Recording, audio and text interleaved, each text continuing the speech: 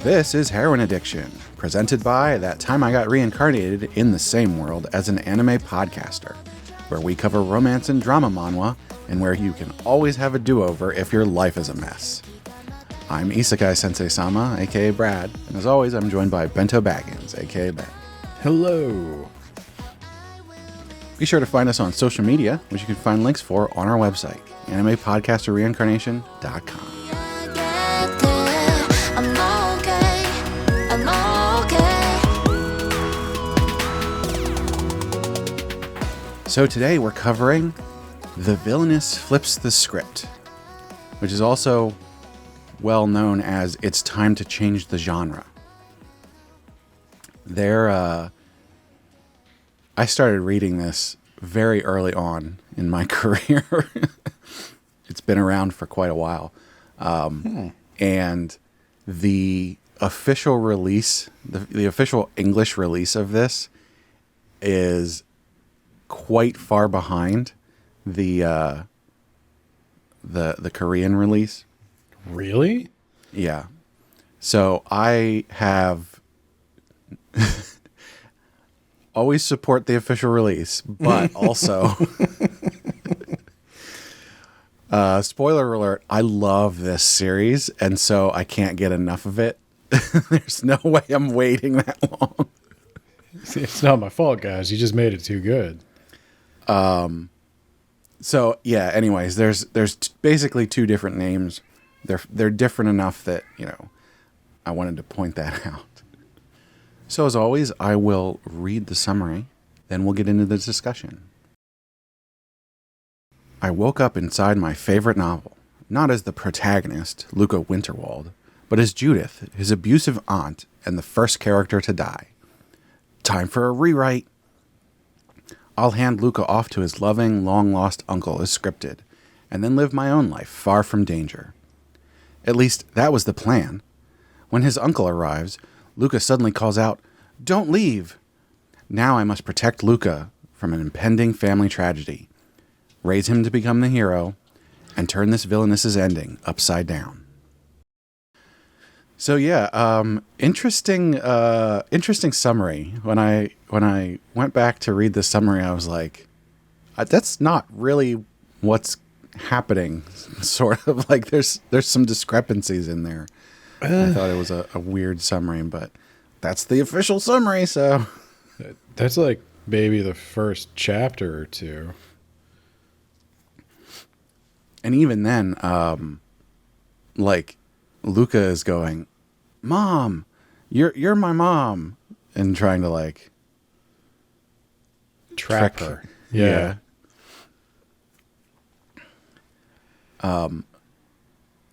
The other interesting thing that I found, they talk a lot about the villainess. The name is The Villainess Flips the Script.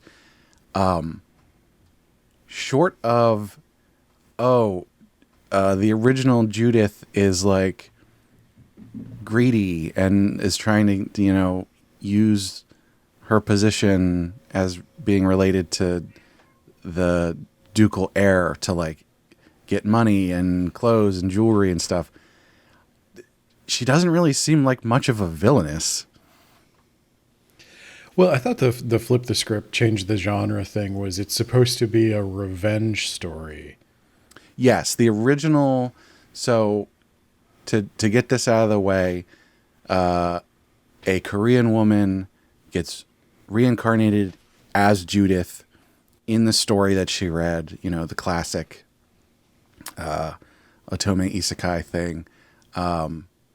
And she's like, "Oh no, I'm this bad person, Judith. So I've got to, especially after Luca is like, no, this is my mom.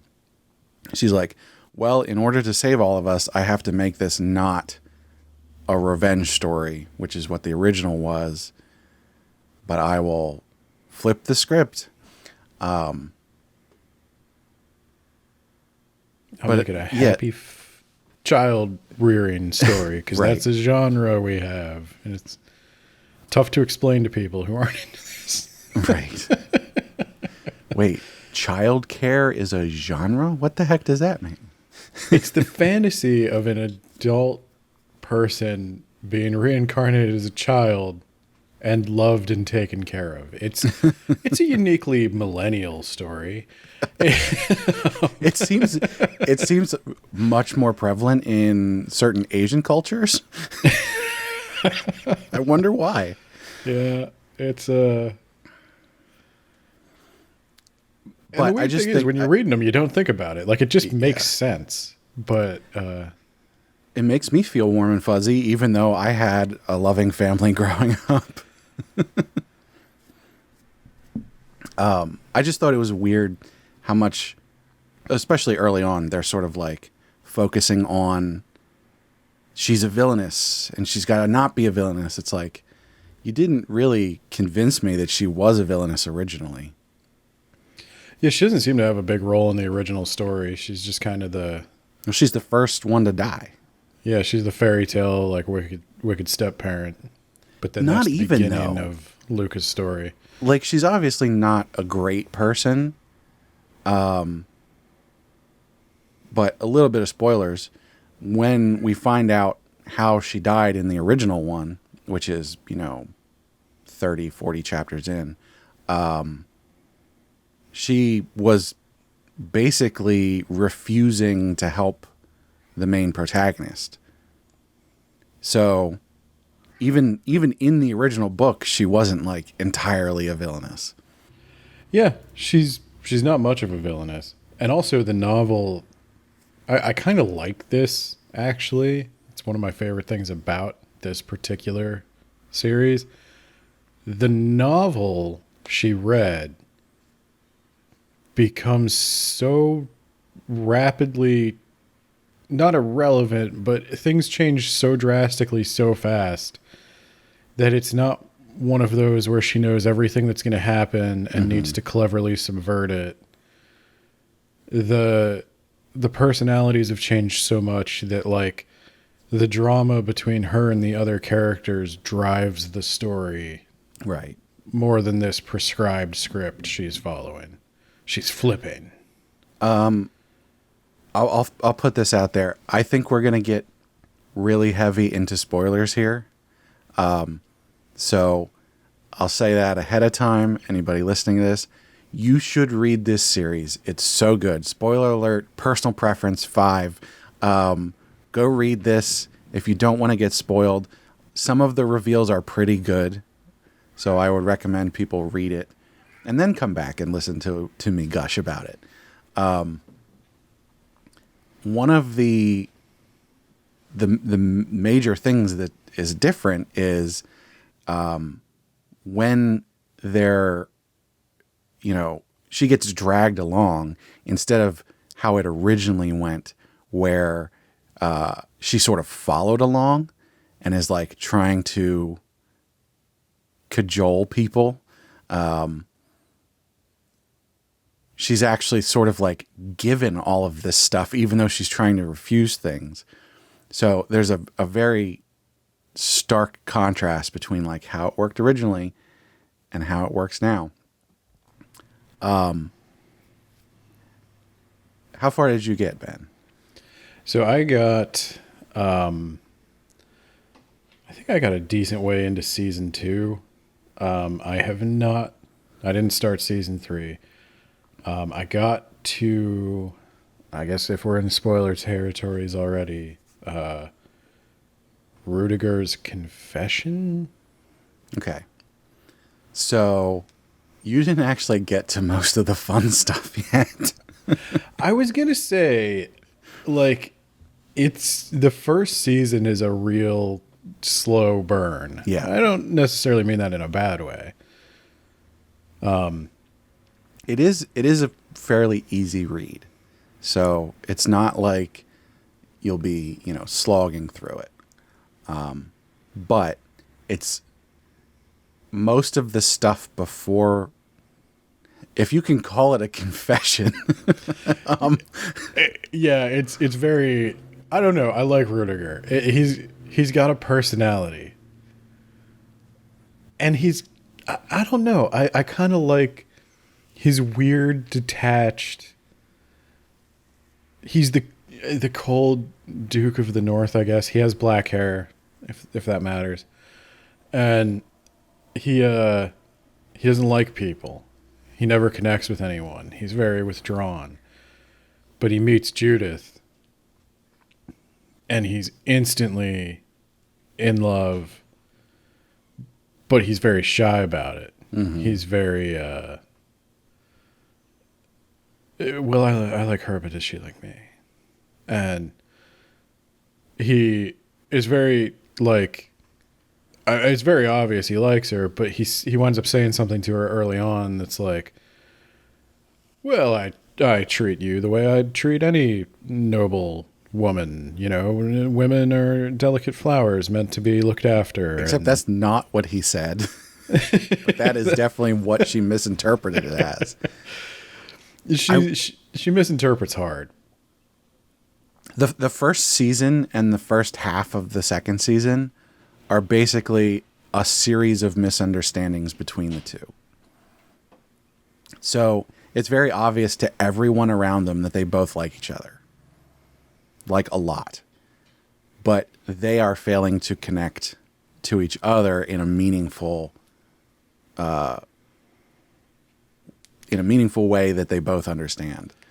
I put the blame on him for this one, though. It was kind of refreshing because early on, she suspects that he likes her.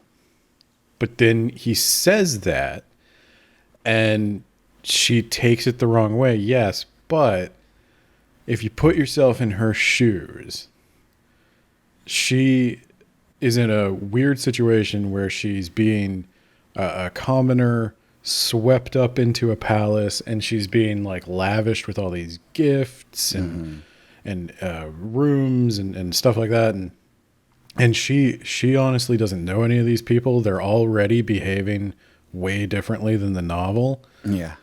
And so she's cautious, and she doesn't want to push her luck because it's a delicate situation that she could easily screw up. And so I don't think this is one of those dense female lead situations. No, I would not call that. Her misunderstanding is completely understandable. It totally makes sense. There's no point where she is like, before that, she's very much like, this might actually be a thing. And she's sort of working towards that end. Then she's presented with a scenario where it is really ambiguous what he's actually saying. Like we as the readers, she keeps looking for confirmation, and he keeps walking it back. Right. To him, he's confirming it. But to everyone else, we can look at that and go, you're not, though. He does not, he truly does not seem to register. I just want to say social cues. There's this is so interesting to me because I do this a lot where I point at a character and go, hey, is this autism? And there's a large chunk of this where you would look at Rudiger and go, is he autistic? But that's kind of where I was going. But I don't think he is. And I think the main thing to look at here is he very much recognized that there were misunderstandings going on and worked to correct them. Now, the work he did to correct them was weird and like very convoluted, but he did recognize that. So there's not like a lack of understanding social cues. He literally just doesn't care about them most of the time. But he understands them like logically in a bizarre way. Like he needs to be explained. It needs to be explained to him like, okay, the maids are spreading rumors about her. And he's like, oh, so we fire all of them. She's like, well, no, that wouldn't work because A, that's cruel, and B, that's like just going to spread other rumors, you know, like now I'm the lady who got everybody fired. And he's like, oh, you know, so we just got to shut him up. Like, no, like if we could just, you know, handle this delicately in a way that, and he comes up with a plan that is borderline manipulative to spread a different sort of rumor that It worked. it does work. And it is funny and it is very him. I guess that's something we should probably point out. This is, I mean, it's a romance, but also it's a comedy. Oh yeah, I'd say it's almost like it's not a sitcom in the sense that like in a sitcom there's no stakes and everything resets back to normal. But it is a this is probably giving it a little too much credit, but it's more like a Shakespearean comedy where the comedy derives from courtship misunderstandings and Yeah, the character interactions are where you get the comedic situations. There's drama, but the drama is sort of a secondary thought to these funny situations that are coming up. The drama sort of drives the comedy to that end. yeah, the main plot is in the original novel, Luca, the child who is the protagonist of the revenge novel,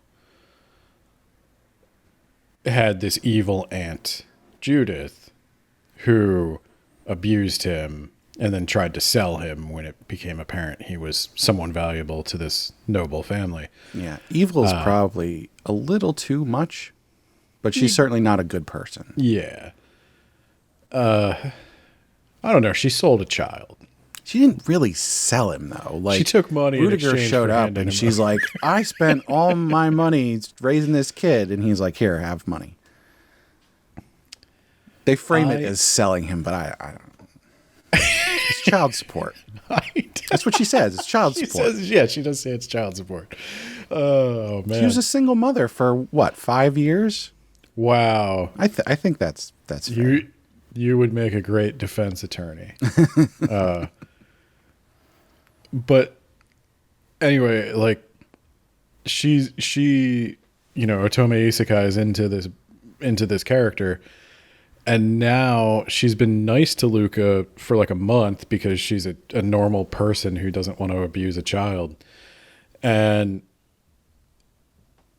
it's only been a month though. Yeah. So the kid's confused by this behavior. He doesn't fully trust it. And then when it comes time for him to go, she's not really selling him anymore. She's like, it's a weird situation now. And all of a sudden out of nowhere, he says, Mom, and he traps her.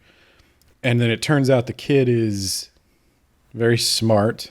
She even wonders if he's another isekai protagonist. I'm gonna. So you got midway through season 2. A lot of the good stuff doesn't, like, it really picks up in season 2.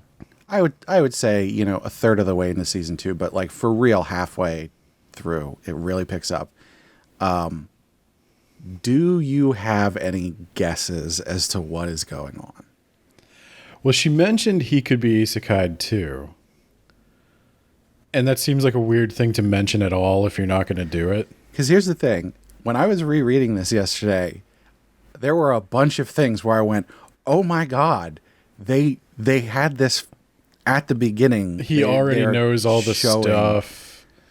He knows, like, he knows all his history lessons and everything beforehand. He knows. So I don't know. Is he the original Luca that got reincarnated, or is he another stranger that got reincarnated? It seems like we're doing a secondary isekai. So we don't have 100% answers to that yet. I did see spoilers about this, and as I said, rereading it, I was like, oh, it's actually really obvious what's going on now. Hindsight being what it is. So major spoilers. Skip a couple minutes if you don't want these. You know how there's a goblet that grants wishes? Mm-hmm. What did he wish Eyebrow for? raise. I know he went there and he did something with it, but I don't...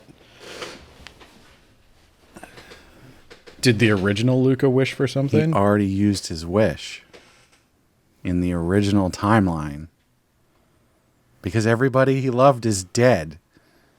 So what would he wish for? He wished to go back. Yeah. I see. Okay, that's good. That's actually good. Now, the question becomes, why did some random person get pulled in from Korea? Did he make another wish? No. Okay. Maybe. I mean, why do they ever, Brad? It's just that's what happens in Korea. Maybe it has to do with the fact that Judith died far earlier than everyone else in the series.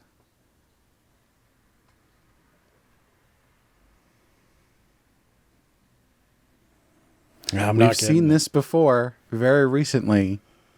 Who Made Me a Princess did this. Oh, wait. Oh, boy. Wait. Was she originally Judith and then got reincarnated as a Korean person and then got reincarnated back as Judith? Yeah. Which there were also clues of. Every time she's like, the memories of this body. Or there's a part in the second season when she's thinking about her sister. And she's like, I never even met her. So why am I so upset that she's dead? The clues are there. Okay. That's a little... that's headier than I thought this series was going to go. Well, guess what? It gets better. Because there's some information that no one had, even in the original timeline, that comes out near the end of season 2. You know that old man she met in the garden? Yeah. You know who that is? I thought that was the great-grandfather. Yeah. The previous king. Yeah. Do you know why he was looking at her so intently and asking her about her family? Well, she obviously is somehow connected to his, daughter? Close. You're close. Because she looks exactly like Luca's... Is it Luca's mother? Or... No, I'm trying to remember the line grandmother. Here. Grandmother, yeah. So the family tree here is super convoluted.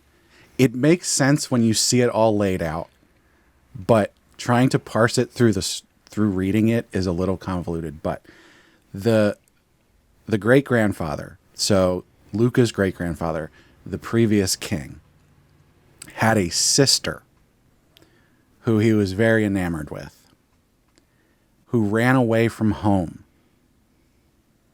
And that was Judith's mother. Oh. I did suspect something like that was going to happen. I didn't know how she would be a royal, but I knew she was. So technically she's a princess. Yeah. And she's got the eyes, the facial structure. Her hair is different, but everything else is very similar. Or no, wait, was it? The eyes were the big thing. The eyes definitely. I can't remember if the hair color was the same as her mom, and her sister's hair was the same as the other royals. She's a Targaryen. She has purple eyes and white hair. Right. And so, when they're at Luca's debut in the palace, Franz has a scheme that he's doing where he brings in another woman to try and be like, this is also Jonas's son. It's a whole thing, but Judith is prepared for this because this is one of the events out of like 3 that actually still happens from the novel. And so she goes back and forth. She's like, I've got all this evidence that that's not true. And so this woman gets taken away. But then France brings in someone else who's like, that's not Luca's mom, it's his aunt. And everybody's like, oh my gosh, shock. Holy crap. And then the former king comes in and goes, what's all this ruckus about? That's my long lost granddaughter. And everybody's like, oh my God, what the fuck is going on? Your mind's blown. It's blown again. It's blown further. It's blown across the room. And this is where it gets so good. So first of all, all of this is hilarious. You've started this with drama, right? With like, oh, there's a scheme going on and he's trying to like get, and then it's like, oh no, actually this was a comedy the entire time. Well, and yeah, that's the thing I was going to say that I actually liked about this. And I didn't not read to completion because I didn't like it. I just ran out of time. But as I'm reading it, I don't think I laughed out loud, but it did genuinely make me smile because the comedy works. Yeah. It's a lot of it in the first 2 seasons revolves around the fact that you've got Luca, the kid, Judith, the aunt, and Rudiger, I guess the uncle, on the other side. And Judith and Rudiger have a budding romance. Luca, as a kid, I don't know what exactly is going on, but he seems to want Judith all to himself. So the thing is, and this comes out a bit in season 3, Luca is very wary of Rudiger. So he's basically using Rudiger this whole time because in his original life, he thought that Rudiger didn't love him.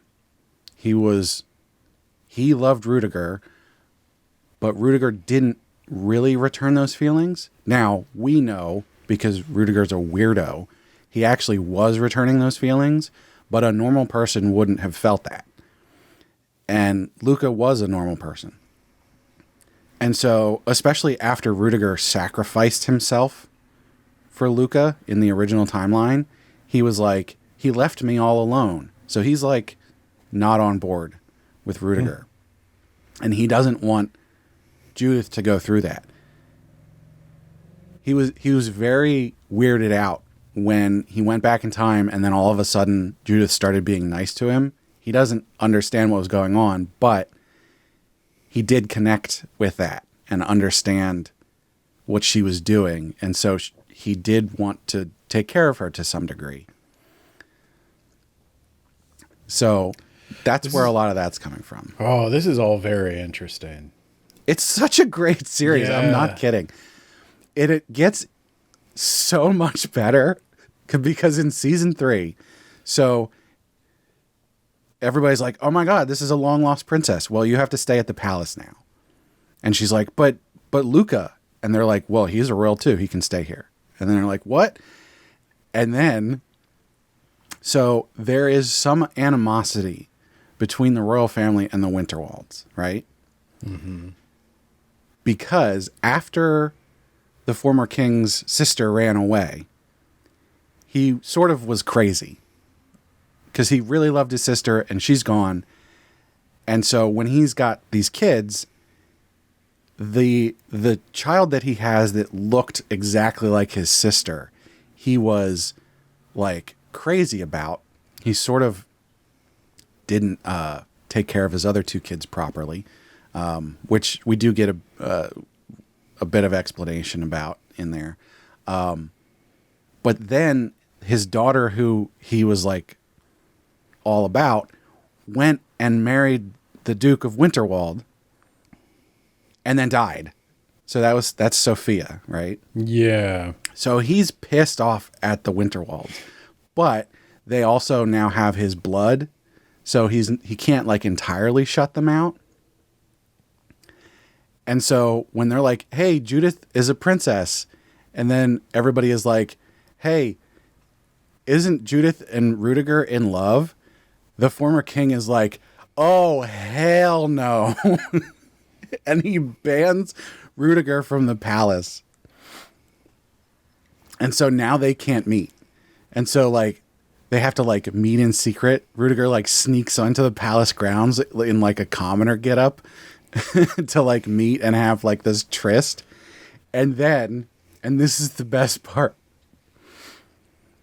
they have a debut for Judith because she's a new princess, right? And so they have to be like, hey, everybody come to this party, a new princess. And they can't bar Rudiger from the palace for that because it's a huge high society event, right? Mm-hmm. And so he comes in, and as they announce Judith to everyone, they're up there in front of everybody. Rudiger comes in and proposes in front of everybody. Yep. That makes sense. And what's even better, Luca is not on board with this. So he comes up and he takes the ring. And Rudiger pulls out a second ring. Because he knew what was going to happen. You know, I want to say something for anybody listening who might not be like 100% on board with Otome Isekai hijinks. In this particular manga, it is very well done. I shouldn't say manga, manhwa. Webtoon. It's all like foreshadowed. It's all set up and paid off too. Cause like even the fact that he has 2 rings, he has kept on hand multiple sets of jewelry for her before because his family owns a mine. Mm-hmm. And so initially he's just trying to impress her and he gives her a necklace, but he also gave her like 16 other necklaces she could choose from. So it makes sense that he has backup jewelry. Like they set that up. There's also, there's a point in, I think it's the 2nd season, where they're talking about, I forget the specifics, but I think they were talking about marriage or something like that. And somebody mentioned something about the ring. And so they foreshadowed early on that like, hey, the ring is really important. And you can see on his face, he is taking that information in and storing that and going, that'll be important for later. Yeah. Well, and even I'll be honest with you. Normally, I do not have much of a reaction one way or another to the isekai or isekai, 3-isekai stuff. Like, normally the idea that the character in a novel was reincarnated in Korea and then that Korean person was reincarnated back into the novel, that normally does very little for me. But in this case, am I to understand that Judith dies, is immediately reincarnated into her Korean self, lives 27 years? I'm sure that the timelines don't line up. I don't know, but I think they might, actually. Because, so she might live another, like, 20-some years in Korea. And that would be about the time Luke is making the wish. Maybe. It's not entirely clear. I don't feel like it was that long. Like, from the time Luca was 10, when, like, the novel started, to the time he was 22 or whatever, when he came back for revenge. I don't feel like that it was long enough. So he comes back for revenge. He gets his revenge. Does he immediately make the wish? I think so. Again, I don't have specifics on that. But I think it was pretty, because like that didn't happen in the novel. In the novel, he gets his revenge and then the novel's over. Yeah. So I think it happened directly after the end of the novel. I don't need the timelines to line up, but I think it would be cool if they did. I mean, it's possible. I think Maybe that would he be brooded cool. for a lot of years and then was like, you know what? I'm going to use my wish for this. And in this one, I think it's rewarding that the original Judith, who was mean to him, through experience, learned the error of her ways. Like, Well, yeah, because, I mean, she didn't have a great life in Korea. Now, it didn't seem like it was like, oh, she's abused all the time, but like, she certainly didn't have it good. But that's actually doing something, and this is probably getting a little like into my douche philosophy territory, but like, that's actually doing something with like the philosophical themes of reincarnation. Yeah. That it is for the growth of the soul. Like, Judith reincarnated into Korea, where she doesn't just suffer, though. She has some good times. Like, she's a very accomplished softball player. And that comes up many times, which I think is hilarious because she's kind of a jock. Like, that's the other thing. She's princess dress up doll, jewelry mannequin, but also she can just beam a guy with a salt shaker to death. No, he didn't die from getting hit by that. Yes, he did. He died because he fell off the train. Yeah, after she hit him in the head with a salt shaker. Judith has drawn blood. Also, it was pepper, wasn't it? I don't care. The point is, Judith has taken human life. Yeah. Now, but the idea that her next life taught her something, and then she came back and was able to be nice to the person she had most wronged. Yeah. Like, that's actually kind of cool. And that's just like a little side thing going on. I do wonder, though, like, does Luca know what happened to her for her to die in the first timeline? Because she does, again, she wasn't a great person, but she does end up not going along with the villain's schemes and dying because of that. I don't know.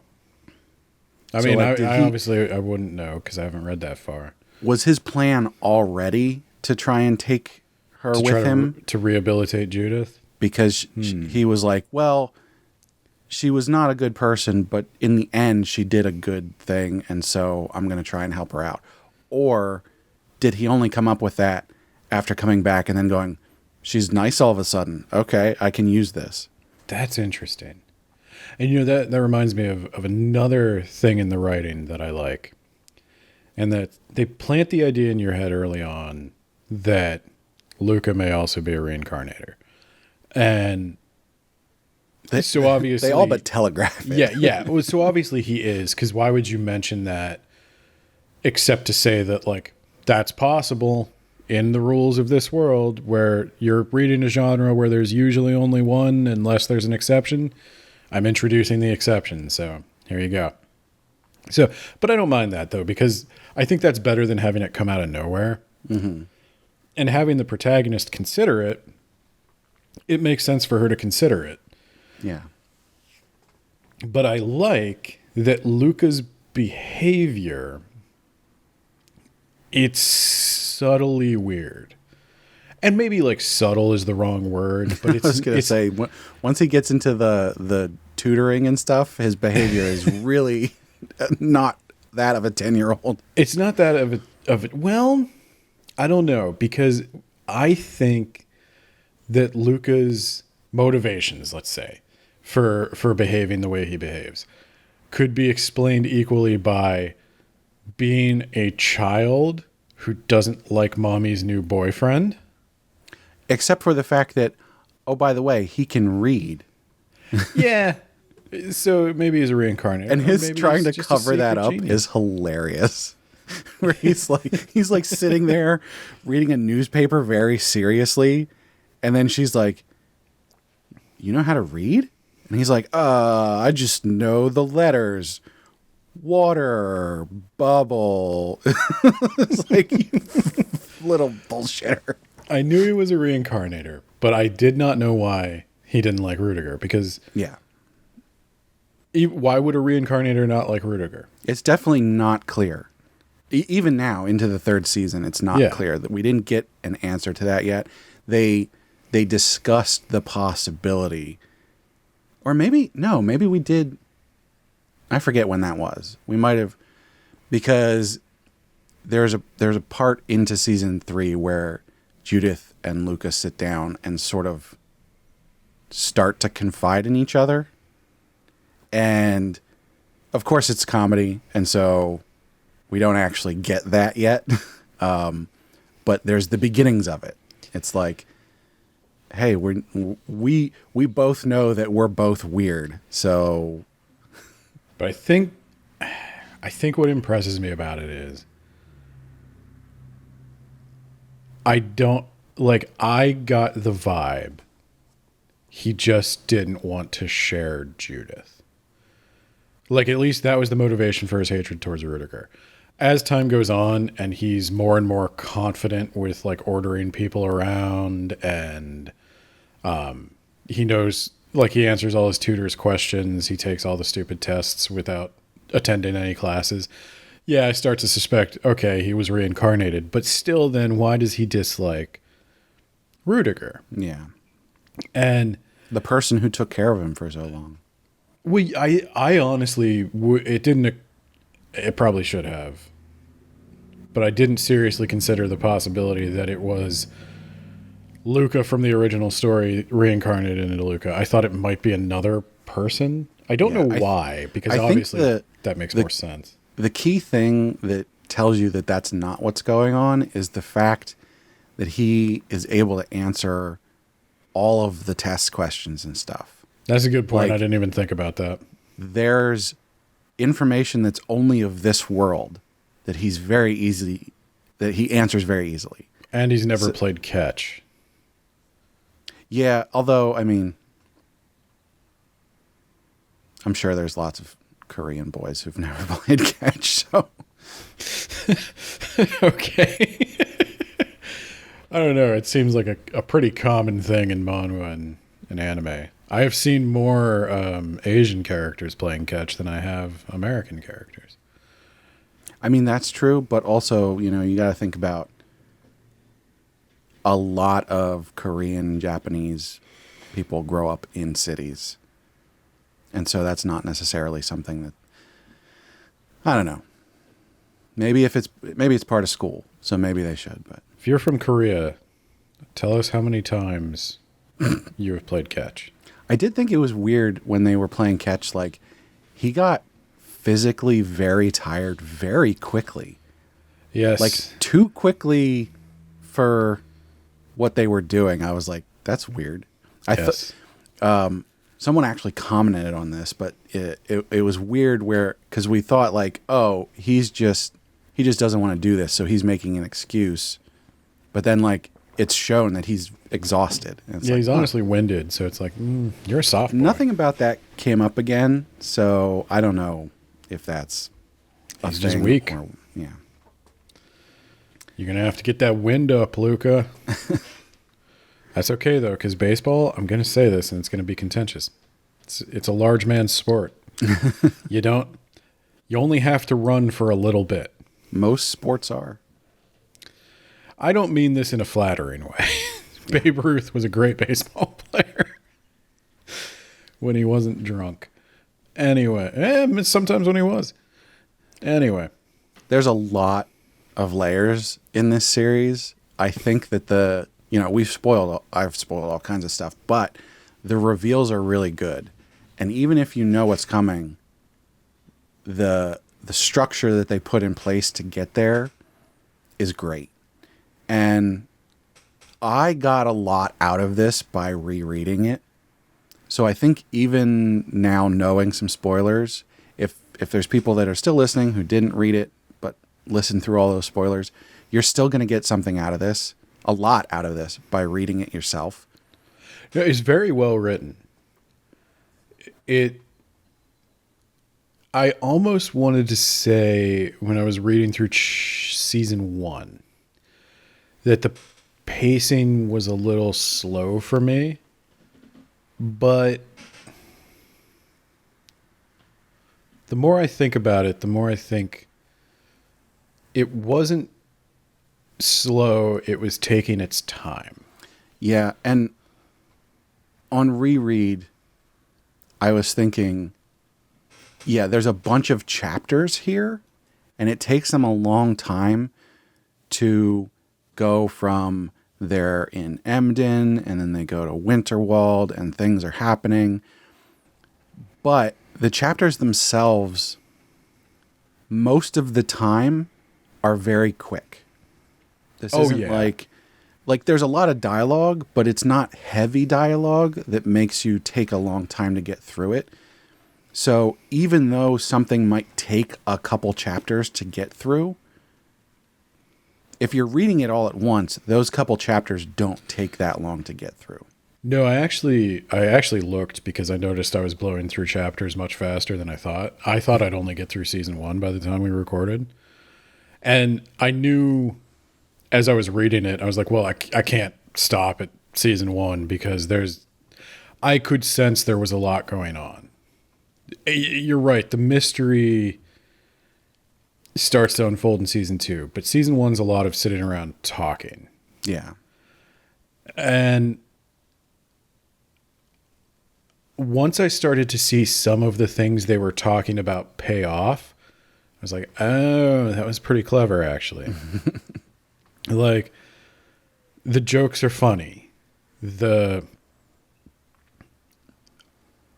don't know. It seems like the series, maybe it starts off a little shaky with, I'd say, maybe the first 10 chapters, but you really don't know what's going on throughout, I'd say, up to the assassination attempt.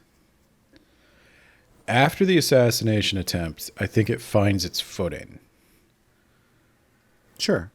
Although there's definitely stuff before that that hooks you. There's comedy bits before that make you chuckle, make you go, oh, huh, that's interesting.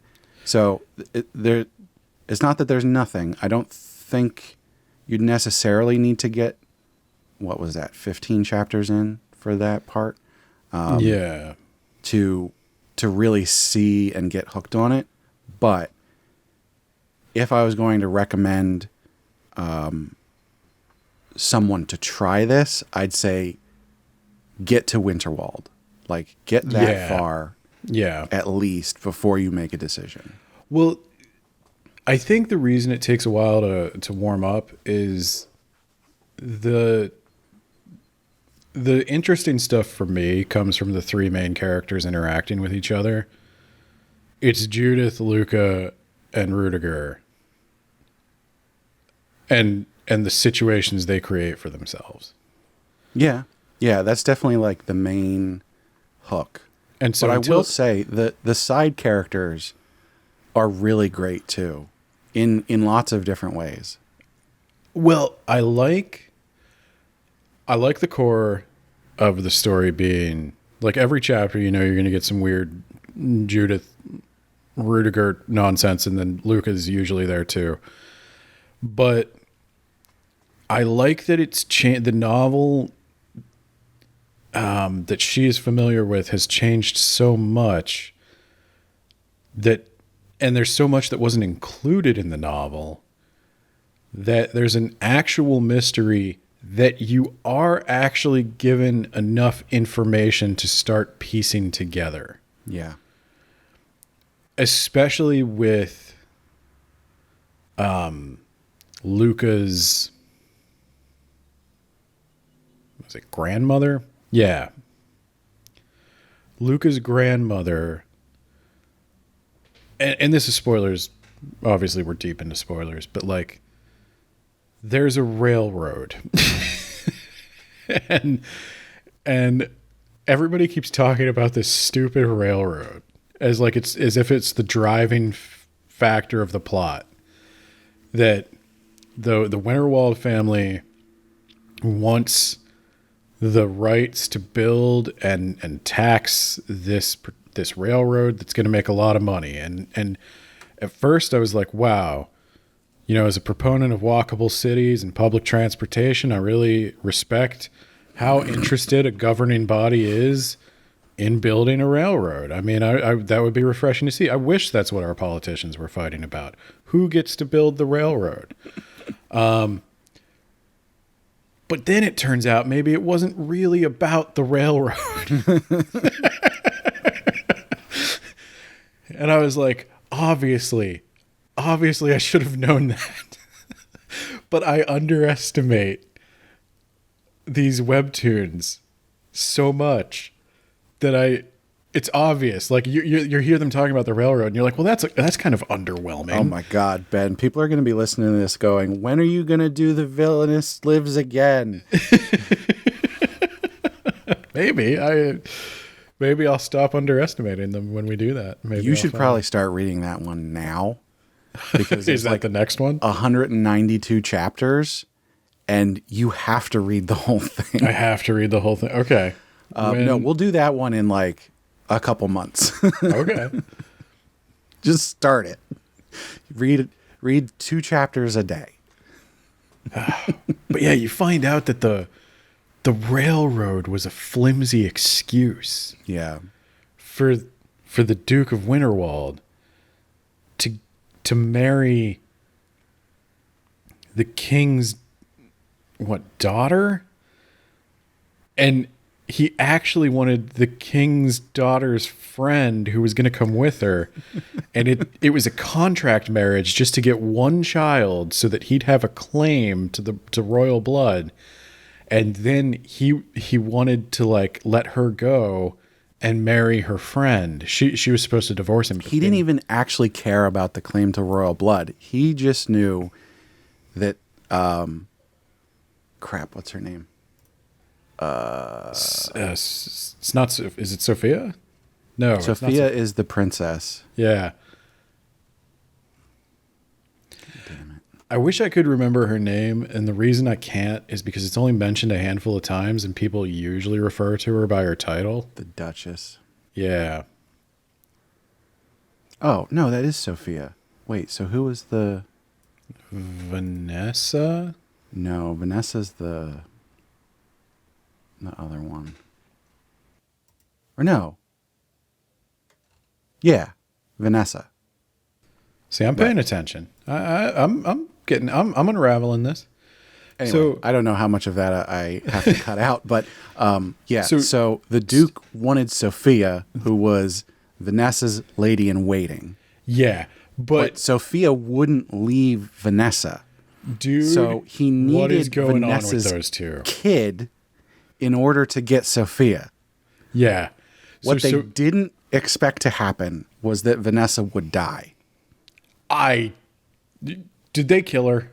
No, she literally died after giving birth. She just died of giving birth. Right. And that's the thing, because there's a point in season 2 where one of the other... Because the Duke has every motivation to kill her. The king's sister. So that's the thing.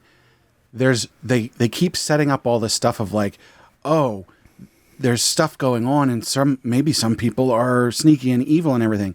And it actually turns out that most of the stuff you think is bad that happened, there was a good reason for it.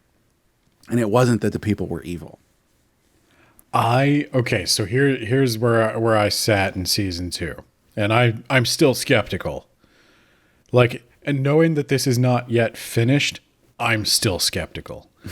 So Sophia is so attached to Vanessa. Is that okay? Sophia is so attached to Vanessa that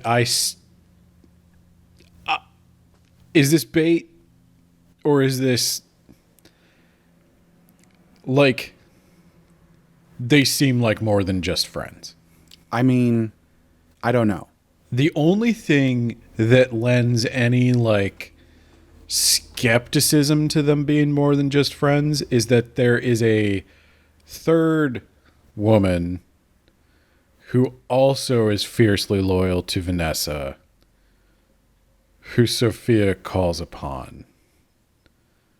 to act as chaperone to Judith. That's the current king's sister. Yeah. I don't know. I mean, I think that there's definitely some weird feelings between all of them. Because the only way the Duke could marry Sophia is if...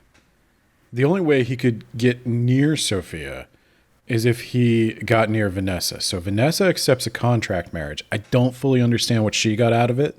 I think the thing is that she wanted Sophia to live a happy life apart from her. That's why she did that. She cared about Sophia, but not like I want her all to myself cared about her. She just saw that Sophia would never leave her and be happy on her own. Is Sophia happily married to the Duke? Yeah, they love each other. Okay. But Sophia loved Vanessa more than she loved the Duke. Yeah. But... So I'm just telling you right now, this is my full drama. I'm spilling my tea. Sophia's bi. Her first love was Vanessa. She settled for the Duke.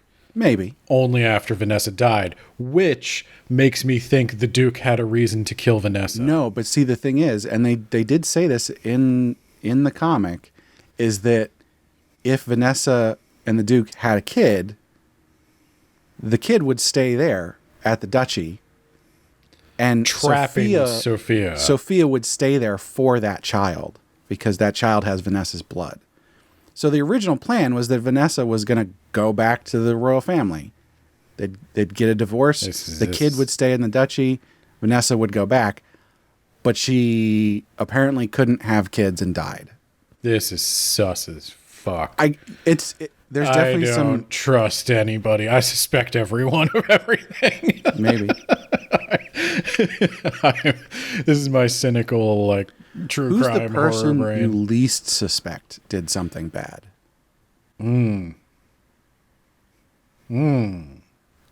Of who? Like, who can I lump into this?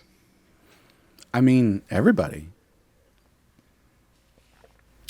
Yeah. Judith, because I know what she did. I mean...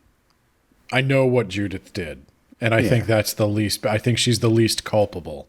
I don't know... Rudiger, I guess. I don't think non-main characters, but... Okay, non-main character? So there's all the princes and princesses. Laura. What? Laura. The maid. That's a good guess. No, she's just great. Yeah. It's always... I always like the maid. The little bit of information that I don't have I didn't go full on spoilers with this one, but the little bit of information I have that goes, oh, I didn't suspect that, is Jonas. Jonas did something bad. No, and I now suspect he's dead. Yeah, Jonas. No. Jonas, the fuckboy. You didn't suspect him? I didn't think he would do something evil. Oh, they all do. I thought he was literally just a jerk. This is my true crime brain. Like, oh, that frat boy? No, he did some stuff. He did the party boy facade. It's all fun and games until we find out what he does when he doesn't get his way. No. Funny enough, it wasn't any party antic stuff.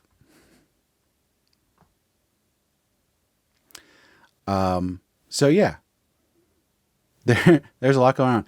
I wanted to say, as much as the writing in this is like really solid, and there's lots of like clues about what's going on early on, you read it again and you pick up on all these things.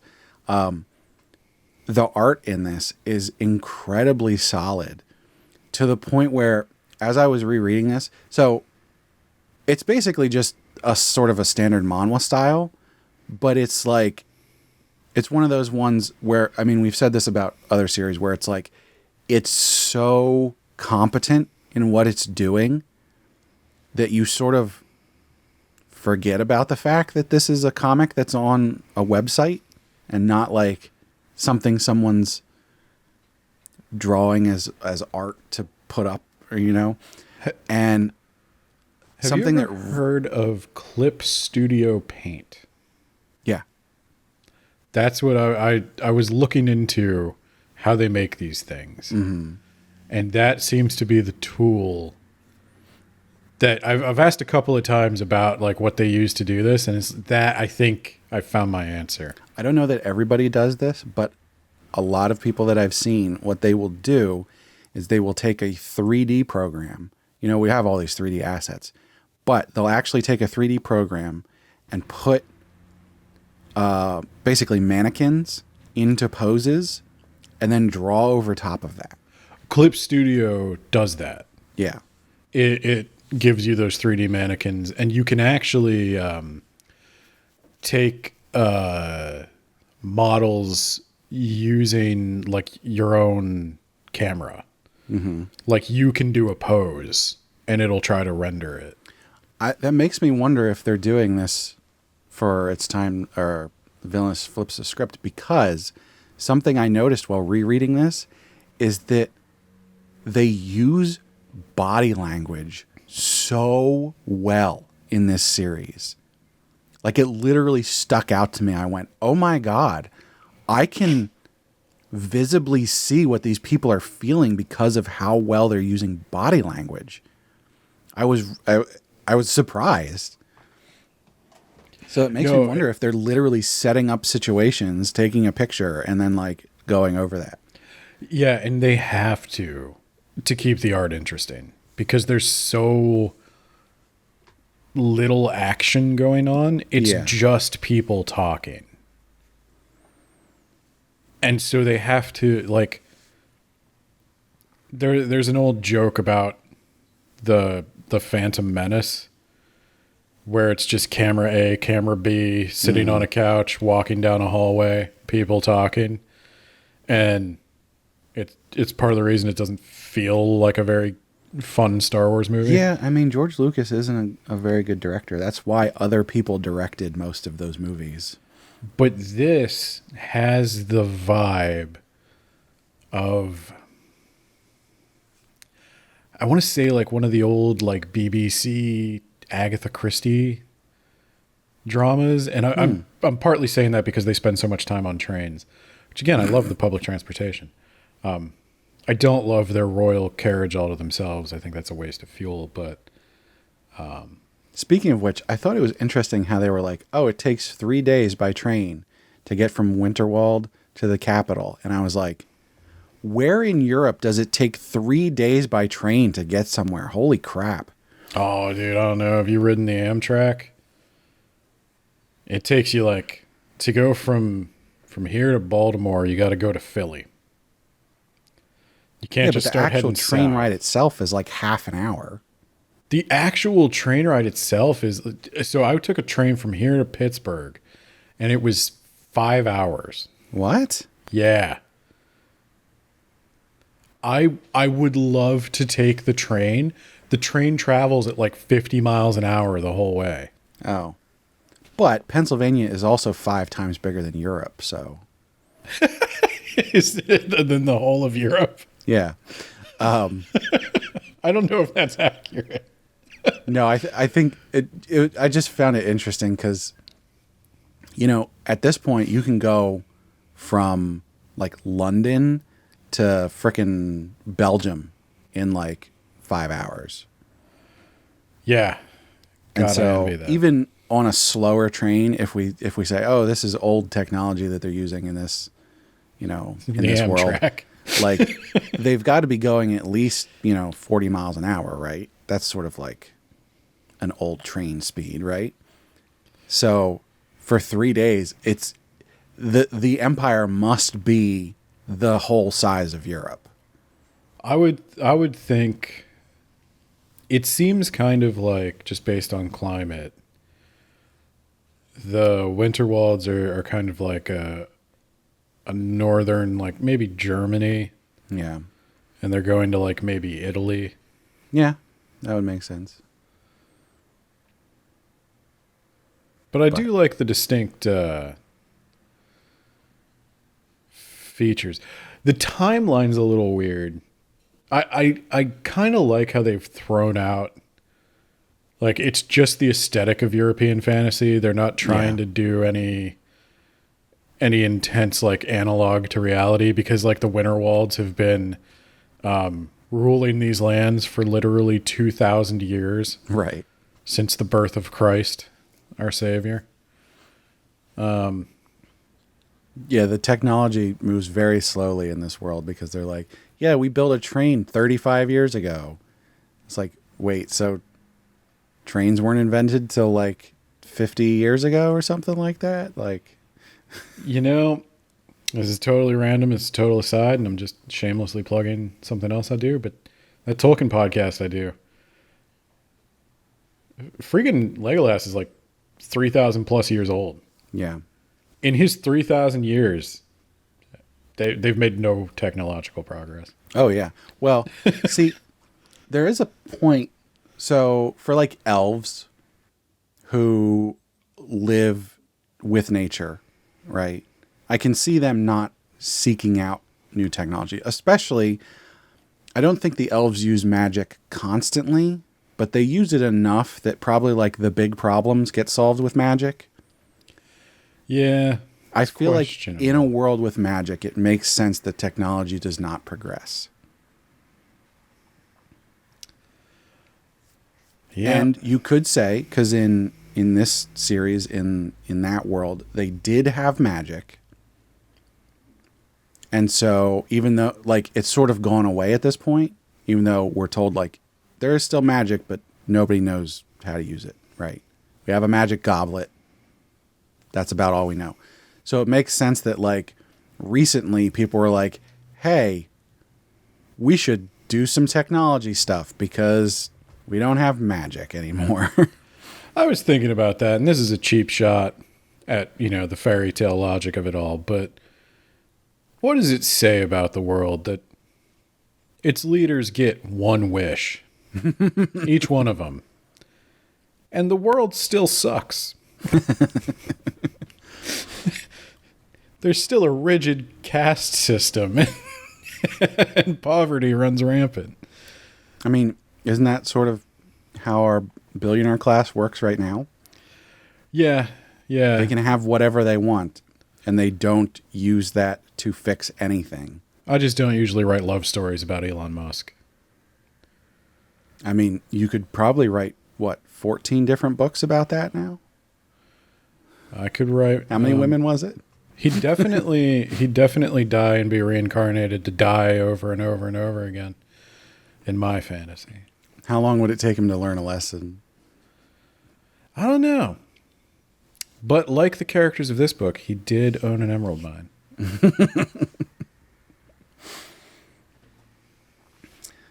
All right. Well, did you have any other specific points you wanted to go over before we jump into the rubric?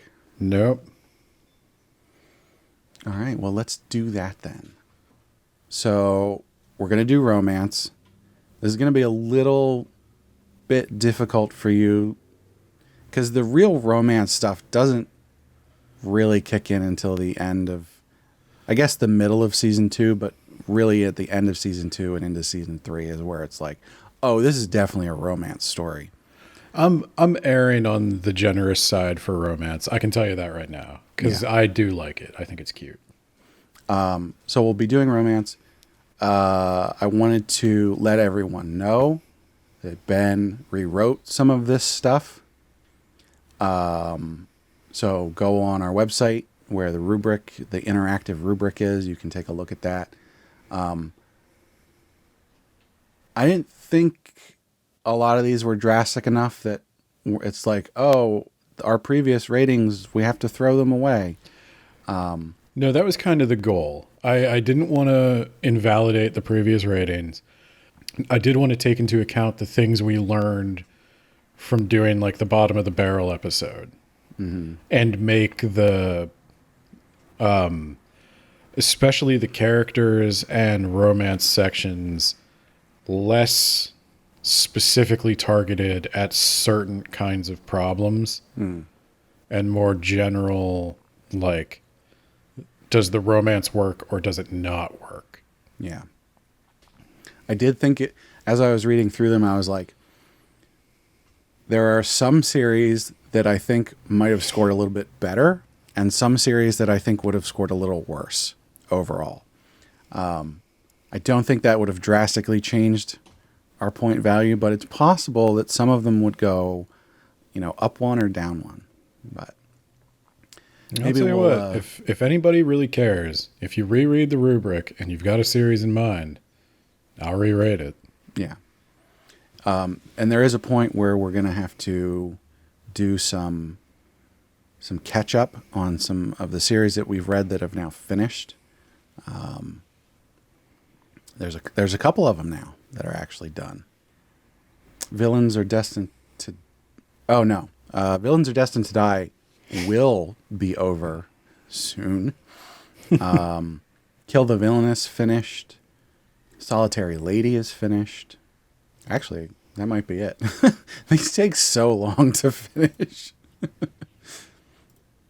Anyway, so yeah, let's jump into the rubric. And once again, remind people they can go on our website, Rubric Along With Us. We have an interactive rubric. You go in there, you click on the boxes, and then you get a score at the end. So to kick us off, we start with content and ideas. I have some thoughts about this, but Ben, I'd like to hear what your thoughts are first. I'm at like a 4.5. Okay. And I can't decide to go 4 or 5. And I'll tell you why. I think it's because I don't think the material in the novel or in the comic is particularly original. Like, I don't think the ideas are so original, but the plot points that are there are very well developed. The characters are very well developed. I wonder if there's you tell me if this sounds condescending. Is there an Otome Isekai curve? Because they're all going to be kind of samey, because the genre is just kind of, somebody's always reincarnated as like a medieval European aristocrat.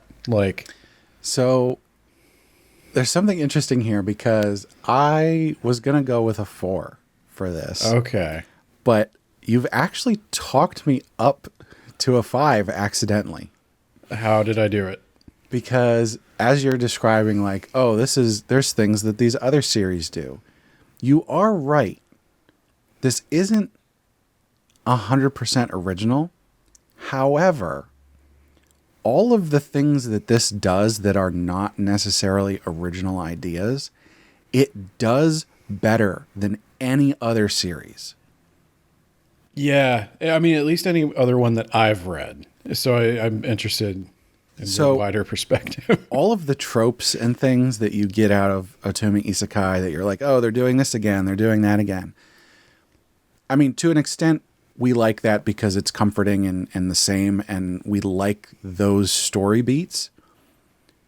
When you read this series, it really stands out from those, because even though it has a lot of those same tropes, it really elevates them. It does them to such a high degree.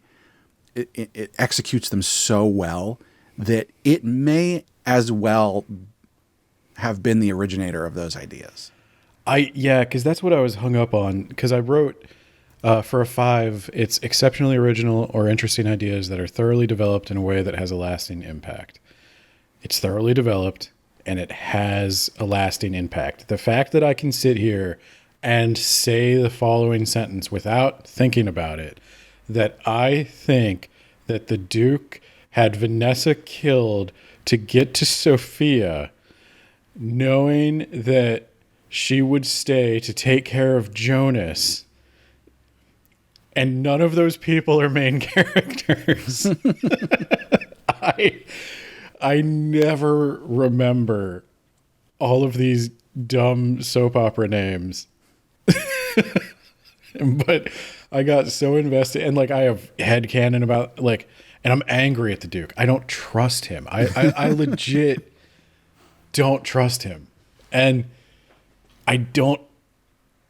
nobody else has ever, I don't want to say no other Otome Isekai, but like few have ever gotten me into the drama in that way, that I'm like scheming alongside. Normally it's pretty easy to figure out. Sometimes it's not even the point to figure it out because the main character already knows everything. But yeah, I'm going with a 5. I mean, why not? I'm never generous. So let's just be crazy today. I mean, you tend to want to be generous with stuff you like, so that's where I'm at anyway. Well, that moves us down to pacing and structure. And again, yeah, this is sort of an on the fence one, because it's like the pacing and organization are not necessarily perfect. There are times when you go, oh, this feels like it might be taking a little while. But the times when you actually feel that are few and far between. And a lot of the time, that pacing actually ends up being right and good.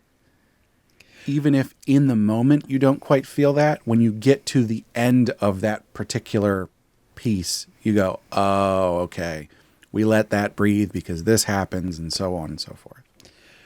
I think I'm gonna temper my generosity here, and I'm gonna say a 4.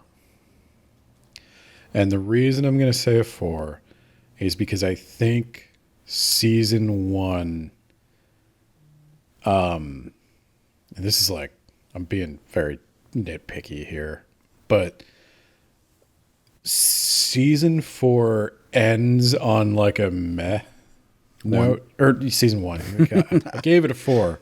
It's season 1 that I have a problem with. Season 1 ends on a meh note. It doesn't feel like a very big ending. You could have paced some of these conversations a little faster, especially her internal monologue. That's the weakness of like every Otome Isekai. Mm-hmm. They do a really good job of showing and not telling. But I'm going to be very, very honest with you guys. I have to find places to take points off. Well, as someone who is well into season 3 at this point, I'm going to give it a 5. Because basically right away in season 2, whoever was directing this, whether it's the artist or if they had an editor or whoever, they learned a lesson from season 1, and they go full on and go, something interesting is going to happen every single chapter. Whether or not we're sitting around waiting for a bigger event, something interesting is going to happen. They really, what does it say here? Payoffs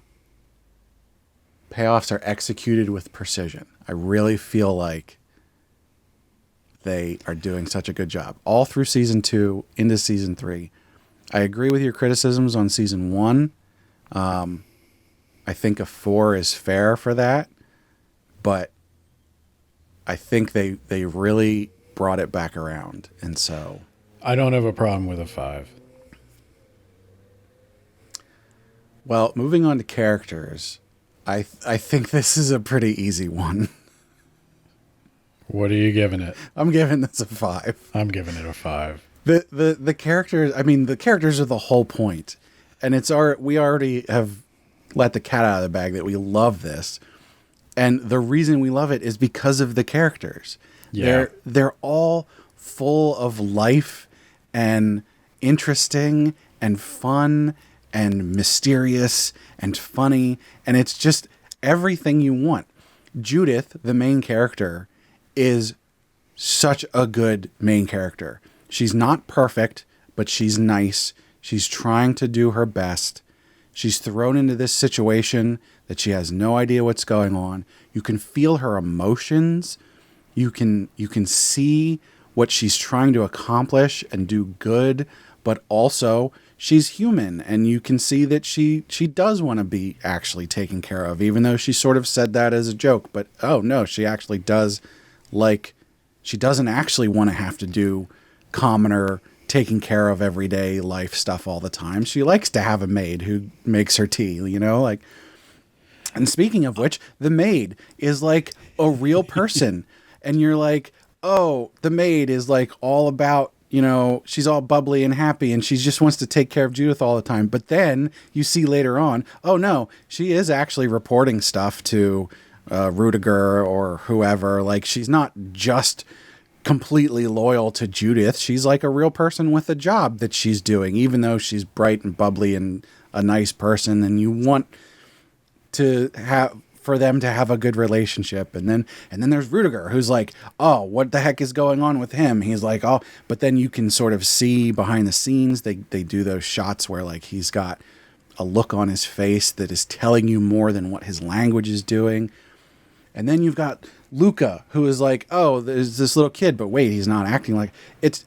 I'm just going on and on about this, but every single character in this makes you go, this is a real person who is doing real things.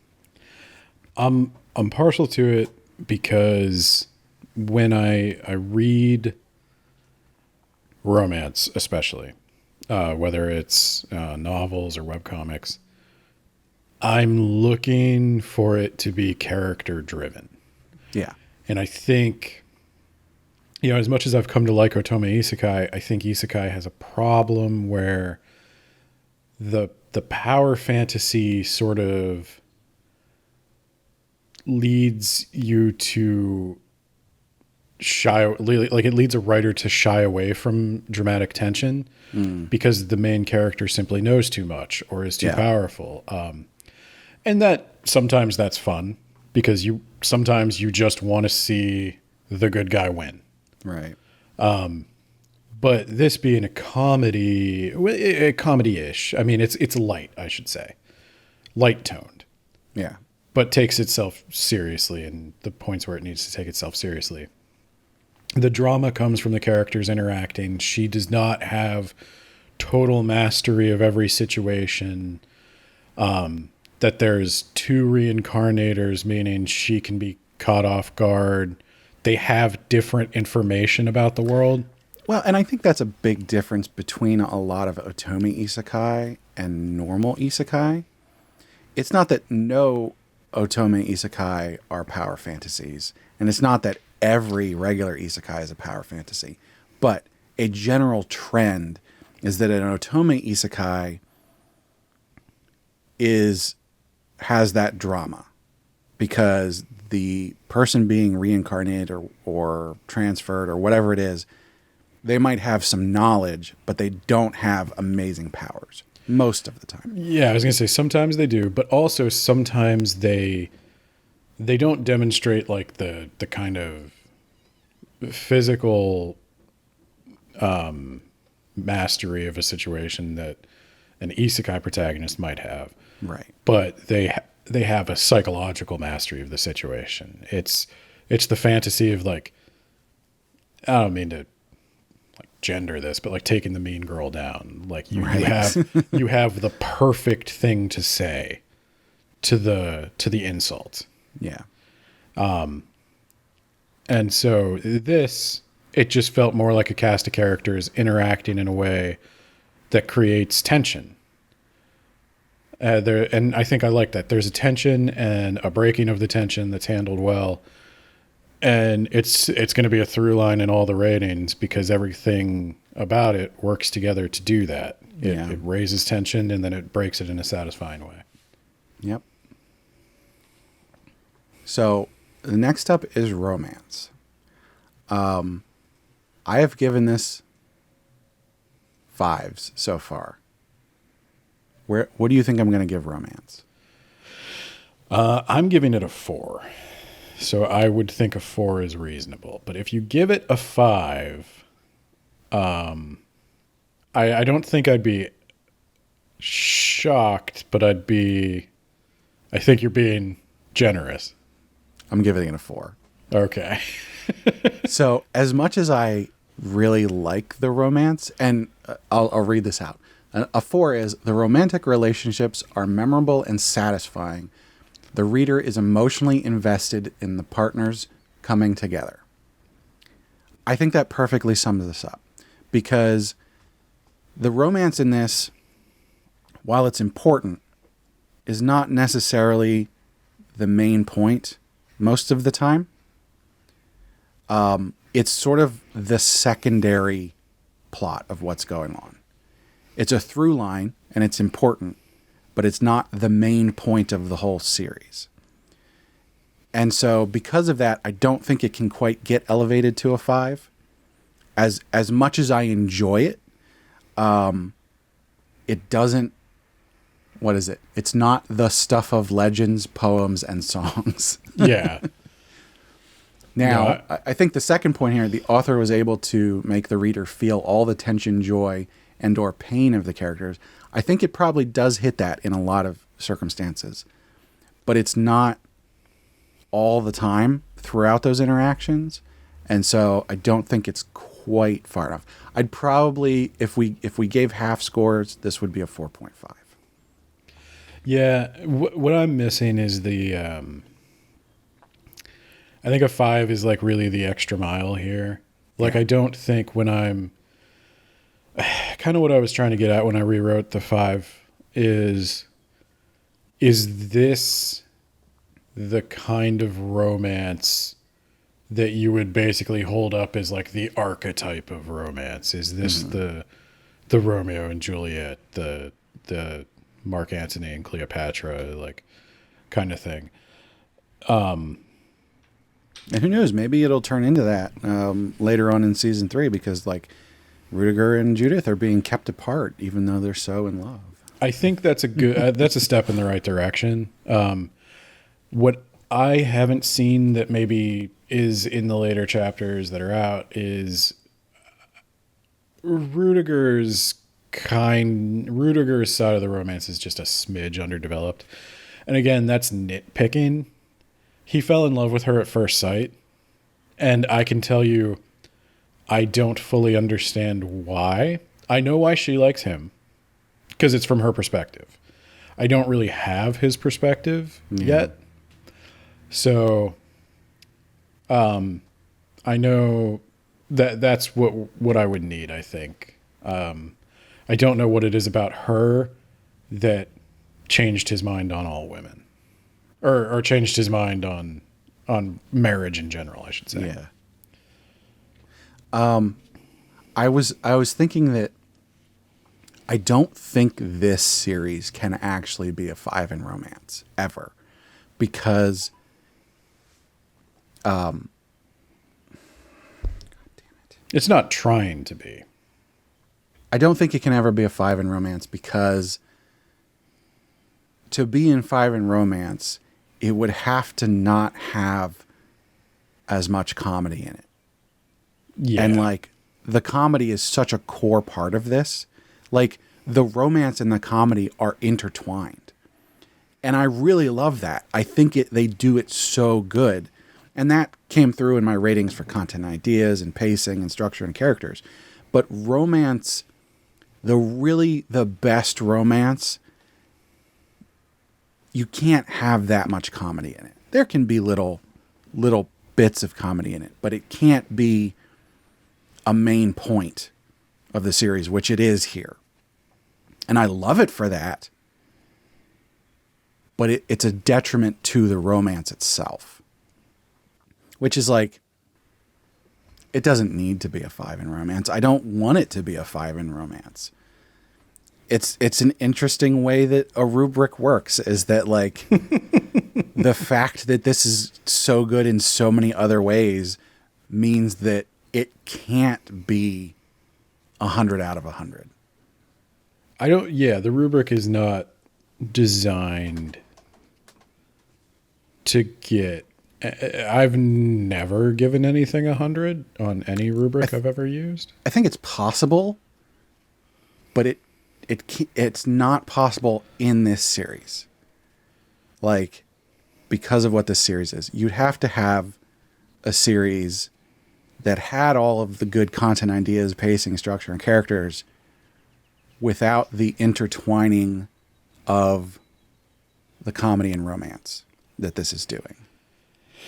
Yeah. But if you tried to do that in this series, the other ones would go down, because this series is built on that comedy and drama back and forth stuff.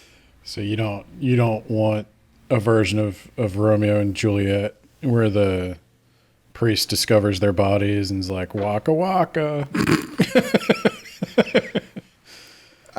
Romeo and Juliet is not a good romance. I was like, anybody who's like, oh my God, this is so... No, it was a, 3-5 day fling between a 13-year-old and a 17-year-old that ended in 6 deaths. Are you...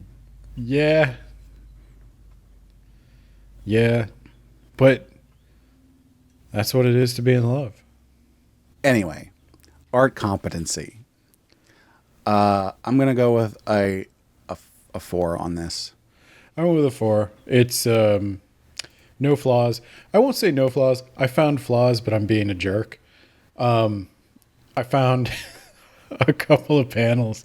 I have them saved on my phone. Maybe I'll post them. But I found one where they forgot to color the model. Oh. There's a scene where Laura is standing there talking to people in the background, and one of her feet is just a gray model. Nice. So I caught you when you're trying to put stuff out every week. Yep, I caught you. You're canceled now. Art is over.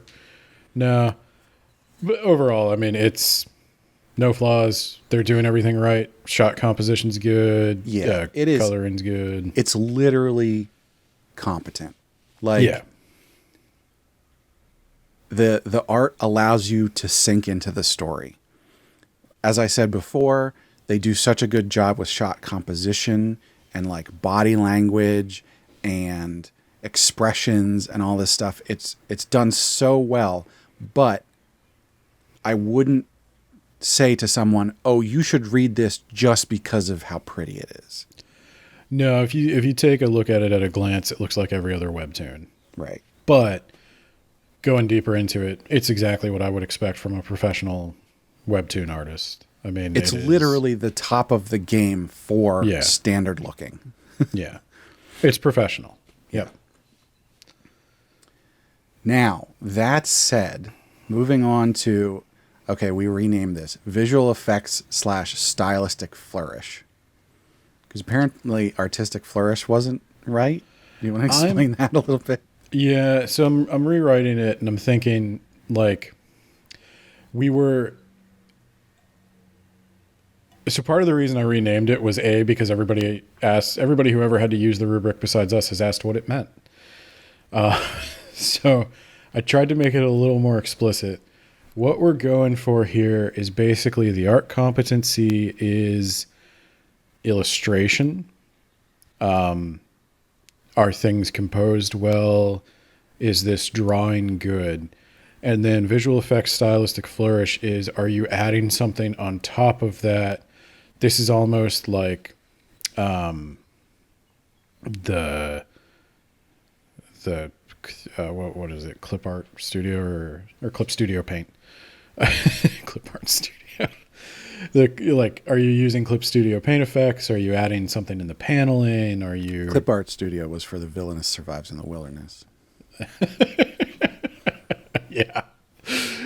Oh, but are you going in after a drawing has basically been rendered to a point of completion and adding something on top of it? So this is everything after the illustration and coloring.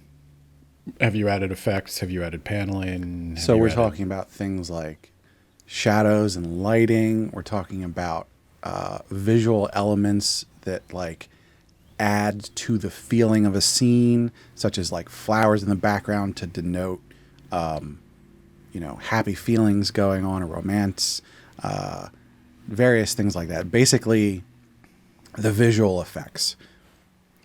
But I renamed it. I added style because we also mentioned we wanted to give points here if some unique stylized Yeah. something is displayed. Basically, do you differentiate it from every other webtoon? Right. I could give you points for that here. For example, JoJo's Bizarre Adventure would get a 5 in visual effects and stylistic flourish. Because that's like the whole point of that. It's all style. Yeah. There's some substance. Yeah.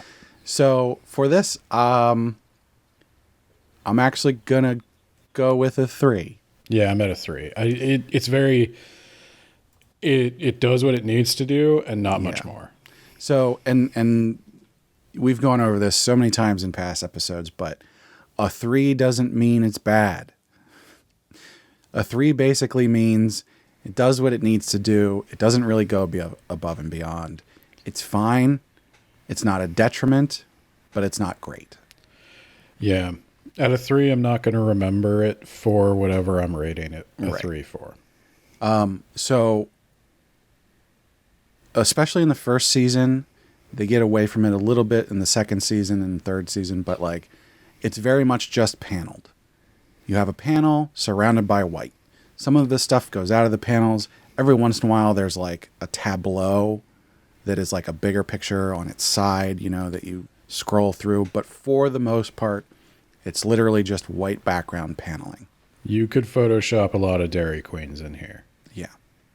Well, that might be... Not within the panels. Yeah. But there's so much unused white space on the page itself. The Dairy Queen background doesn't quite translate into manhwa the same way it does in manga. Because when we do that with manga, we're talking about like the panels themselves are lacking a background. The panels in manga are expected to fill a page. Right. Whereas in manhwa, they're allowed to exist within a white void. Right. So, but this white void is larger than other white voids. Yeah, and in a lot of series, the white void gets filled with flowers or lighting effects or things like that. And that's what really will elevate a series in terms of visual effects stylistic flourish. You know what they had instead of Dairy Queens in the background? Translators' notes commenting on how hot the guy was. Well, that's only... links to their Discord. Read the official one up until you get to where you can't read anymore. And I say that specifically because I did notice in rereading, the scanlators who did the version that we were doing screwed up a lot of the names. And there were also some points where I was like, a whole bubble. I'm like, I don't think that was translated properly. No, there's also a couple of points where, like, Korean speaking conventions are used. Like, the translation isn't wrong, but they're saying, like, there's a lot of, like, saying the name instead of using a second person pronoun. Yeah. You know what really pissed me off, though? I was rereading it, and they would, like, screw up some names. And, you know, I'm not someone who's going to, like, oh, I'm holding you to the highest standard, and how dare you screw up anything. But there was one point where they were referring to the maid, Laura, and literally the next panel, they called her Lola.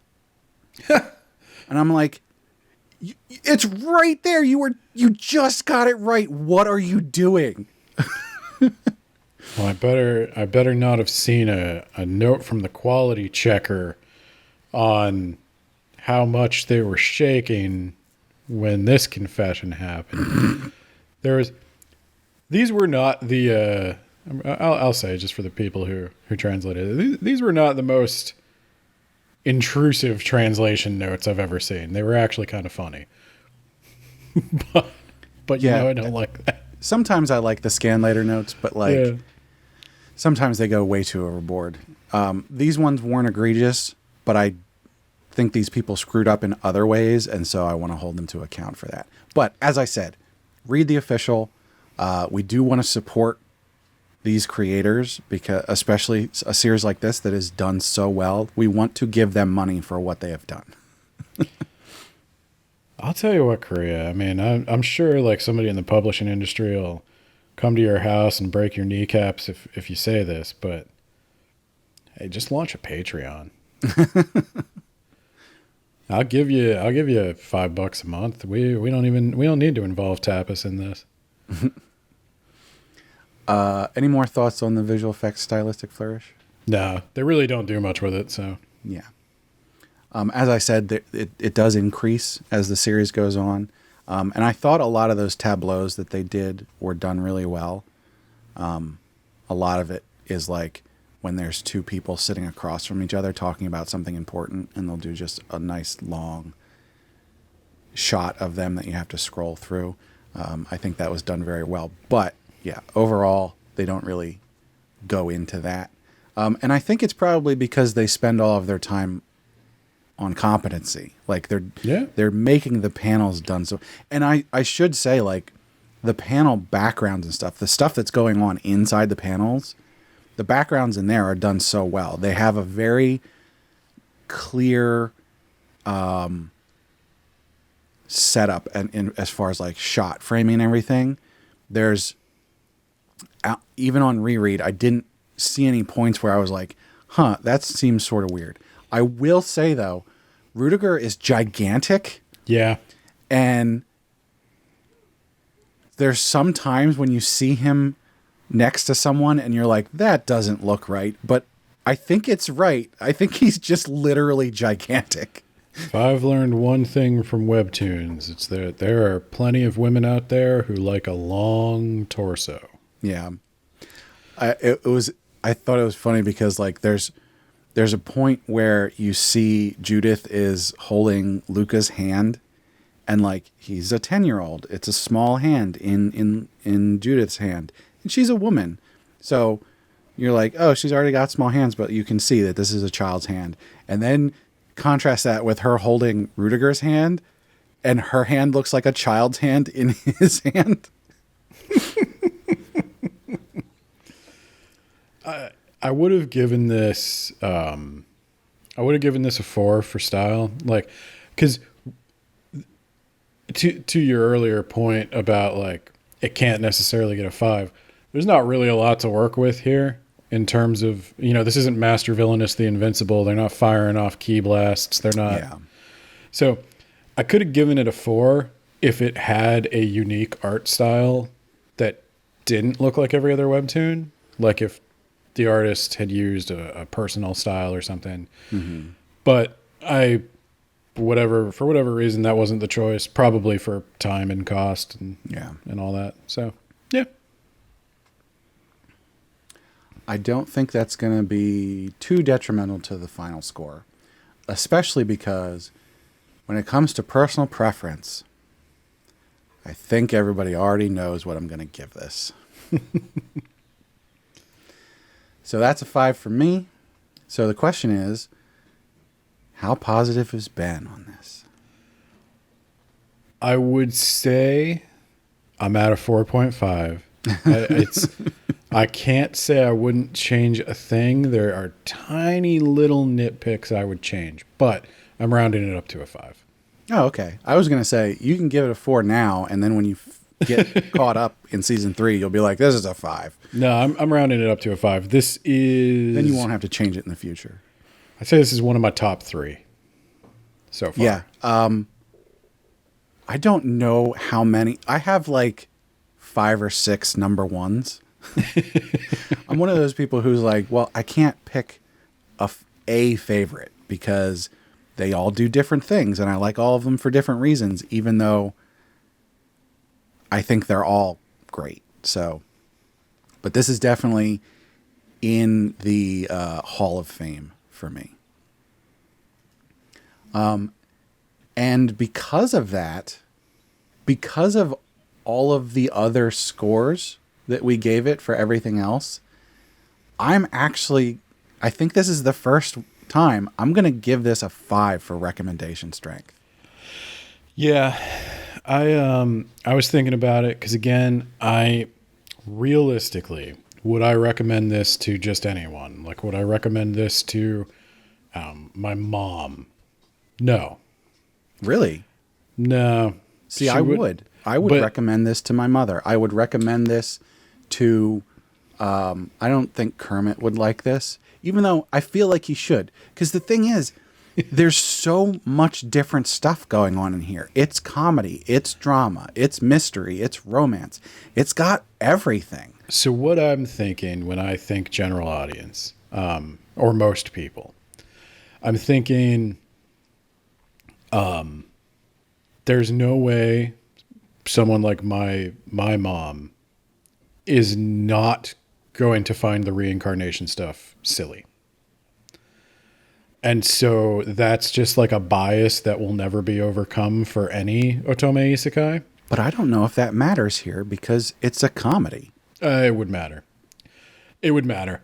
So that's what I was thinking. Like, I got to get that out of my head. I'm going to say I would recommend this to anyone who is open-minded towards the ideas like of the genre. I think that's the main thing. Like, you're not going to recommend it to somebody who doesn't care at all about like period dramas. Like, I don't want to see people in Victorian dresses doing tea time. Like, yeah, you kind of got to write that off. See, I feel like there's enough here that even for someone who is coming into this going, this is a stupid premise, they would get invested in it. There's definitely a certain, minimum number of chapters that they're going to need to read, which maybe that's the hurdle. Because I can see not getting over that prejudice in the first 5 chapters. But by the time you get to chapter 20 or something like that, I think that all goes out the window. Personally, I'm going to recommend this to everybody. I'm giving it a 5. I'll give it a 5. I'm not going to second guess and nitpick my way out of it. Well, there you have it. Go tell everyone you know to read this series. So I came up with 89 out of 100. Yep, that's what I've got for you. And for me, I've got a solid 92. I'd round mine up to 9 out of 10 if I was going out of 10. I think an 89 is definitely a 9 out of 10. I think a 92 is also a 9 out of 10. If this had hit 95, I would have gone, this is my 10 out of 10. But it doesn't quite get there. So they just needed that visual effects. Maybe by the time this is over, this will be a 10 out of 10. Because I don't think it needs much for me to get there. Bump up the visual effects and you're there. But that also doesn't mean go crazy with the visual effects. That could be a detriment, so you gotta be careful. There's a panel in this comic where Judith tells Luca that he's going to take a math quiz, even though she knows he will probably pass it, because he needs to constantly be nervous about school. And A, that's like the most Asian parent thing I've ever heard. And B, that's how I feel about rubricing. I always want to keep you nervous.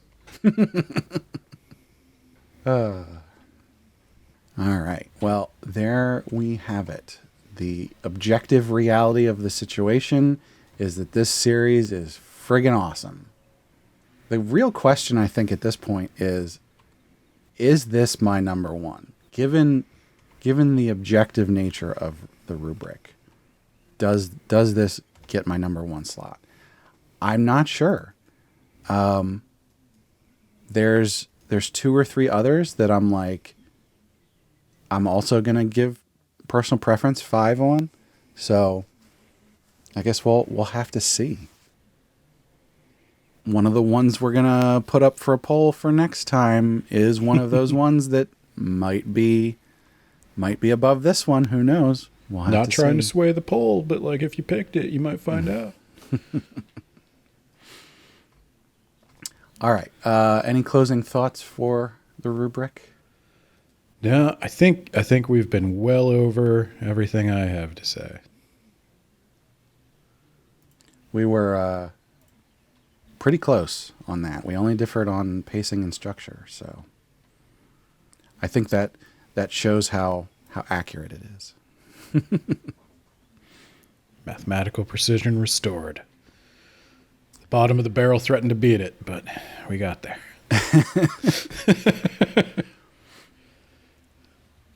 All right, well, for next time, there will be a poll up on Patreon that any of our supporters can vote on. So make sure you check that out. That'll be up for, we'll just do a week.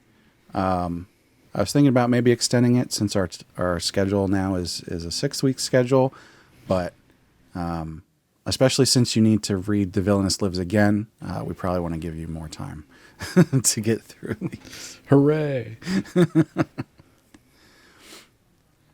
You should start reading the Villainess Lives Again today. I probably will. Okay, so first up, and this was on the poll last time. We're gonna keep on I Shall Master This Family. That is one of my favorites, and it's doing some real fun stuff recently. I'm gonna leave that on there until it gets picked. Next up, I thought we should probably throw in a recommendation. We haven't done that in a couple episodes. So for Marina, we've got a recommendation of how Ray Liotta ended up in the Duke's mansion. Recommendation from Marina. This does have an anime. I have heard it's not good. But I have also heard that the series itself is pretty good. So we'll probably want to check that out at some point. Maybe it'll be next episode. We'll see. And finally, that's going to actually turn out to be a pun. I'm actually putting a manga on the list. My God. We haven't done a manga yet. I thought, we've been doing this for long enough. I think it's probably time that we should throw one of those on there. We'll see if that's what, people want to cover. So the one I picked for this, it is on the recommendation list that I gave you. May I ask one final thing? So those will be the picks for next time. As I said, go on Patreon and go ahead and vote for those. Our lowest tier is only $1, and the lowest tier does get to vote on these, so make sure you check that out. Well, thanks for listening. Hope you had fun with that. We had a good time. As you can tell, we really like this series, so it's always fun to gush about stuff you like.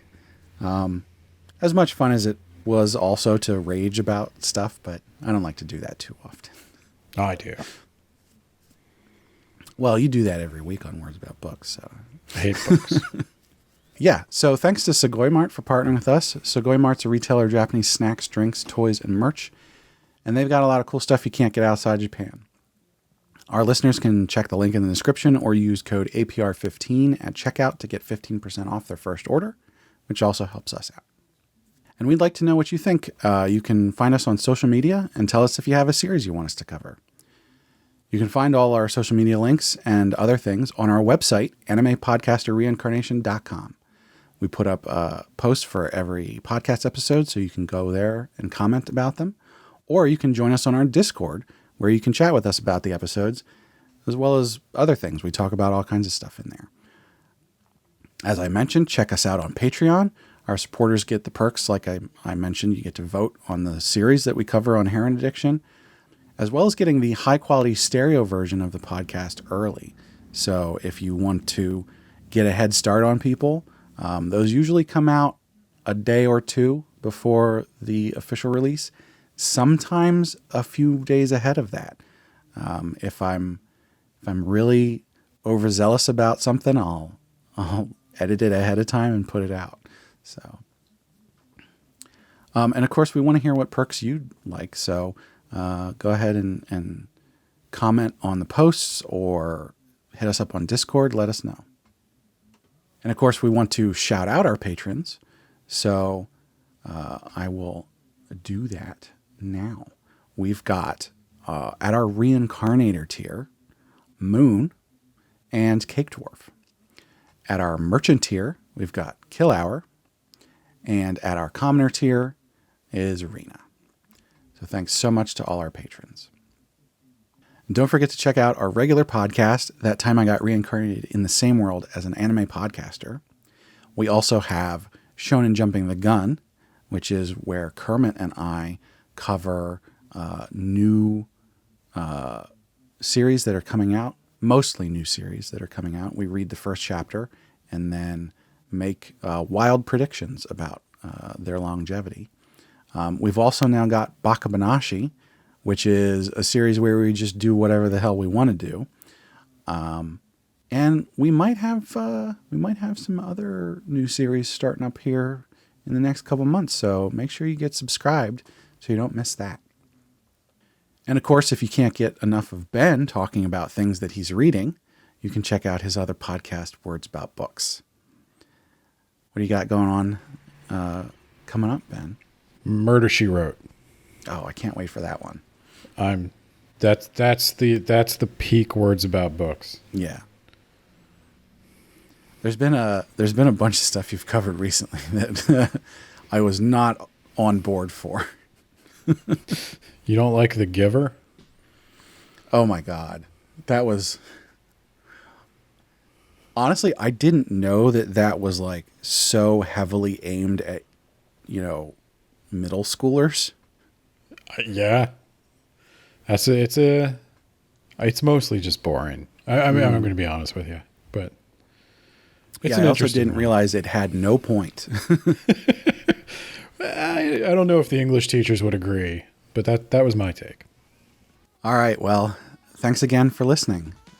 We hope everybody had a good time, as much of a good time as we did. Now, I have to go. I think I hear the manhwa dog sniffing around. Maybe flush some things.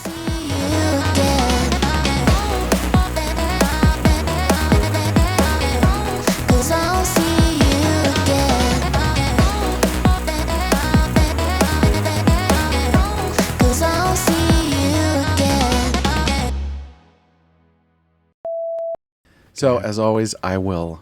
Beat up my cat. So I'm going to have to beat up my cat. He is going nuts right now. He wants to be part of this, I guess. Here, this is the key to if the microphone's good. Ooh.